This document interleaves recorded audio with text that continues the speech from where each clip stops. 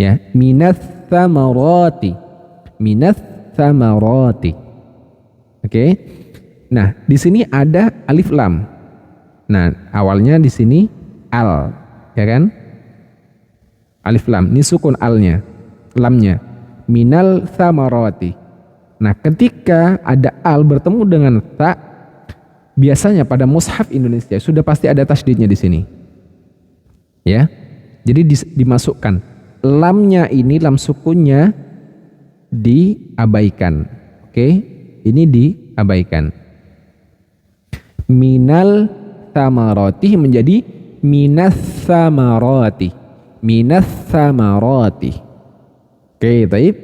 Jadi membedakannya, bagaimana cara membedakannya? Kita lihat dari tasdidnya. Kalau ada tasdidnya masuk. Assalamualaikum warahmatullahi taala wabarakatuh. Kembali lagi di Al-Ghifari Channel. Sahabat Al-Ghifari yang dirahmati Allah Subhanahu wa taala, kali ini kita akan membahas salah satu hukum tajwid yang terdapat pada surah An-Nasr ayat yang pertama, di mana mungkin dari kita sering melihat tulisan yang seperti ini, wal fath. Namun ternyata teman-teman, alif lam di sini ternyata dia memiliki hukum tajwidnya juga gitu. Nah, mungkin ini yang tidak banyak tahu dari kita. Jadi teman-teman, pada kata wal fath di sini ada alif lam. Ini disebut dalam hukum tajwid itu disebut dengan lam ta'rif. Apa itu lam ta'rif? Yaitu lam yang masuk pada kata benda isim, ya, yang diawali oleh hamzah wasol. Biasanya kita menyebutnya dengan alif lam, al, ya. Biasa kita nyebutin dengan ini, alif lam. Nah, jadi hukum alif lam, nah, seperti itu. Dan kita juga mengetahui teman-teman, hukum alif lam itu atau lam ta'rif ini dibagi menjadi dua, yaitu alif lam qamariyah dan alif lam syamsiyah. Apa itu alif lam qamariyah? Yaitu dibaca jelas bunyi lam sukunnya. Sedangkan alif lam syamsiyah yaitu dileburkan bunyi lam sukunnya. Nah, ada yang menyebutkan juga teman-teman, alif lam qamariyah ini disebut juga dengan izhar qamariyah. Ya, izhar qamariyah. Kenapa disebut dengan izhar qamariyah? Karena dibaca jelas gitu. Yang jelas apa? Yaitu bunyi lamnya. Nah, kalau izhar halqi apa? Dibaca jelas, sama-sama dibaca jelas. Tapi yang dibaca jelas apa? Bunyi nun sukunnya. Sedangkan pada kata al ini, yaitu bunyi lam sukunnya. Jadi izhar al-qamariyah, izhar qamariyah. Atau dibaca jelas lam sukunnya. Seperti itu.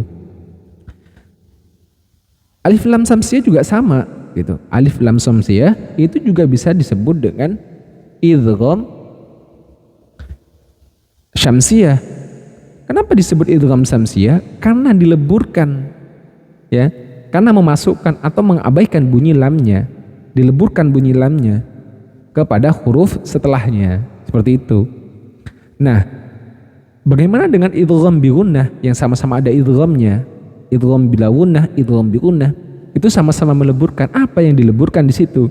Yang dileburkan adalah bunyi nun sukunnya. Sedangkan pada alif lam qamariyah atau idgham syamsiyah, mohon maaf, pada idgham syamsiyah yang dileburkan adalah bunyi lam sukunnya. Kalau pada idgham bi gunnah bunyi nun sukunnya yang dileburkan, maka pada idgham syamsiyah yang dileburkan adalah lam sukunnya.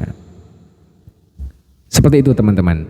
Kenapa disebut dengan izhar qamariyah? Karena disebut juga dengan idgham syamsiyah. Kemudian ada berapa huruf sih?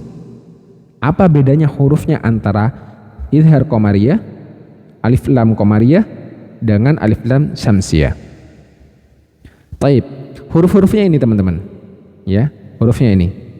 Oke. Kita sudah bagi menjadi dua bagian. Jadi huruf qamariyah itu ketika dibaca jelas lam sukunnya, sudah kita bisa pastikan ini pada huruf ini pure, tidak ada perubahan. Jadi tidak ada tasydidnya, tidak ada. Tapi pada alif lam syamsiyah, karena dia sama seperti idgham bi gunnah dan sebagainya dileburkan, maka ketika dileburkan maka pada huruf ini biasanya ada tasydidnya. Nah, itu triknya. Kalau misal kita tidak hafal hurufnya, maka yang paling dekat untuk membedakan ini idhar qamariyah maupun idgham syamsiyah yaitu kita lihat dari sisi tasydidnya. Kalau ada tasydidnya, dia termasuk dalam kategori idgham syamsiyah. Kalau tidak ada tasydidnya, berarti termasuk dalam kategori idhar qamariyah.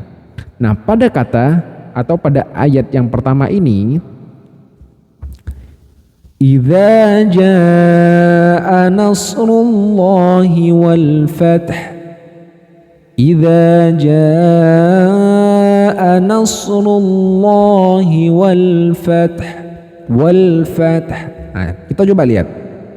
Oke, kita coba lihat. Di sini alif lamnya letaknya di sini, oke? Kita lihat setelah alif lam, apakah ada tasydidnya atau tidak ada tasydidnya? Ketika dia tidak ada tasydidnya, maka termasuk dalam kategori idhar qamariyah. Ini wajib dibaca jelas lam sukunnya. Tidak boleh dibaca wafat, harus dibaca lam sukun. Wal fath, seperti itu, oke? Harus dibaca jelas lam sukunnya. Nah, bagaimana dengan idgham syamsiyah? Nah, ini saya contohkan idgham syamsiyah. Ya, minats tsamarati. Oke. Nah, di sini ada alif lam. Nah, awalnya di sini al, ya kan? Alif lam, ini sukun alnya, lamnya. Minal tsamarati. Nah, ketika ada al bertemu dengan ta, biasanya pada mushaf Indonesia sudah pasti ada tasydidnya di sini. Ya. Jadi dimasukkan. Lamnya ini, lam sukunnya diabaikan. Oke? Ini diabaikan. Minal tsamarati menjadi minas tsamarati. Oke, taib. Jadi membedakannya, bagaimana cara membedakannya? Kita lihat dari tasydidnya. Kalau ada tasydidnya, masuk kategorinya idgham syamsiyah. Tapi kalau tidak ada tasydidnya, masuk kategori idhar qamariyah. Nah, seperti itu teman-teman. Mengenai pembahasan dari surah An-Nasr ayat yang pertama pada hukum lam ta'rif. Mudah-mudahan ini bisa bermanfaat bagi kita semua untuk menambah wawasan mengenai detail hukum tajwid pada setiap surah dan pada setiap katanya. Jika menurut antum video ini bermanfaat, silahkan share, subscribe, like, dan komen. Dan jika ada yang ingin kita bahas secara detail mengenai pertanyaan-pertanyaan dari teman-teman, silahkan komen di kolom komentar. Insya Allah nanti akan kita bahas secara detail. Demikian, kurang lebihnya saya mohon maaf. Assalamualaikum warahmatullahi taala wabarakatuh.